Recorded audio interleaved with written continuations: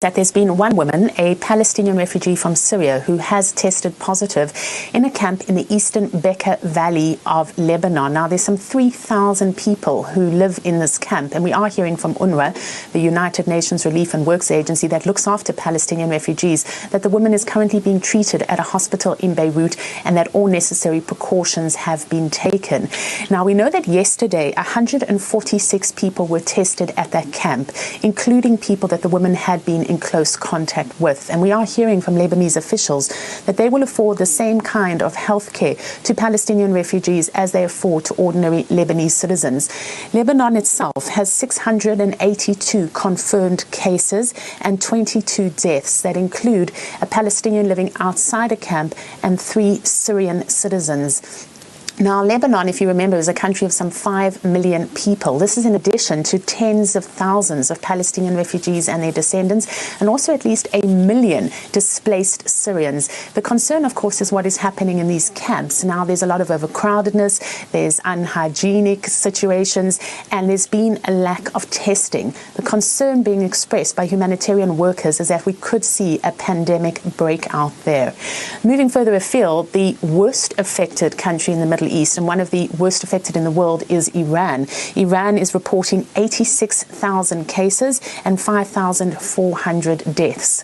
Now, also on Wednesday, Egypt extended its state of emergency for another 3 months, and this affords the Egyptian President Sisi sweeping powers in which he is able to suspend schools and universities and also insist that people returning from abroad go into quarantine. Egypt reporting 3,659 cases, 276 deaths.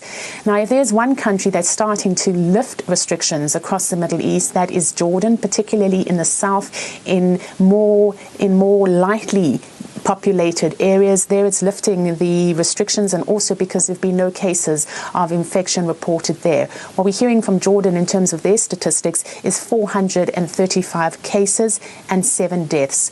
So certainly what we see is that in some areas life is starting to return to normal, but it's still too soon to say whether this pandemic has been beaten or whether or not the region should be bracing itself for a second phase.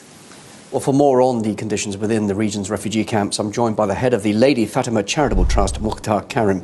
Mukhtar, thank you very much for joining us. This is a very serious development, and I know your organisation is not directly involved in Lebanon, but can you give us an idea of what these conditions are like and what it means if there is an outbreak in one of these camps?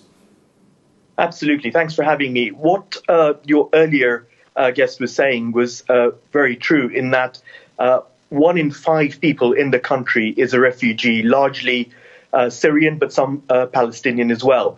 And that just gives an insight into the scale of the issue that we have here.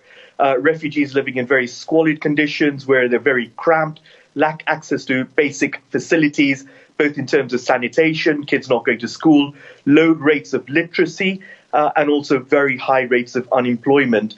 The specific refugee camp, Al-Jalil, where this lady was tested positive, is in the remote region of the Bekaa Valley, where a lot of the residents of the refugee camp are day labourers at the local farms.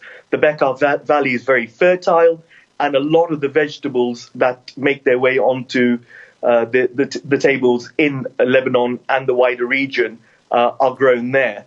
With this case now being identified, it is highly likely that employment for these day labourers will be completely shut down, or at the very least minimised, and there'll be a large social stigma reinforced against them. So that creates an even larger issue for these individuals looking to get food on their table. But interestingly enough, though, sorry, can I interrupt? The Lebanese government is saying that refugees will be treated the same as locals, but are they in a position to give the support that's needed?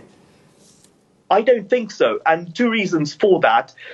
1 in 5 people in the country being a refugee, the medical facilities, particularly on the back of a financial meltdown, are stretched to cope with the nationalized population. And so the ability to cope with these refugees, in addition, is highly doubtful. In addition to that, UNRWA funding for basic supplies here like food and medication has been in dispute recently, and therefore basic supplies are not making their way here. So this is for individuals who are not even testing positive, just day-to-day food supplies and medicine. So what are we facing here now, Mukhtar? How possibly then can you deal with an outbreak in a camp with those sort of conditions? I mean, testing and isolating the infected, I mean, that's surely going to be very, very, very difficult, bearing in mind the conditions.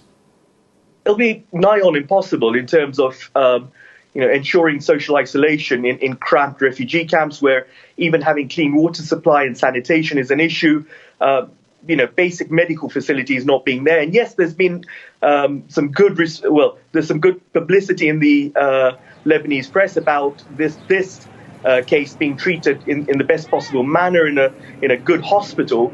But extrapolate that onto all the needs of the refugees and whether these can be met or not leaves me very doubtful as to whether that is actually possible. Well, and in terms of people being locked down in squalid cases in refugee camps, that does not bode well at all for the refugees, many of whom, particularly the Palestinian ones, are armed, and therefore it causes large security issues for the locals as well. And they're very dubious of government advice too, where there's been a large issue, particularly the Palestinians who've lived there, in some cases for many generations, of not being nationalized. So all in all, we're looking at the makeup of quite a weighty issue, should this unfortunately spread. Mukhtar, best of luck with all the work your organisation is doing. Thank you very much indeed for joining us here on RTUK. Thanks for having me.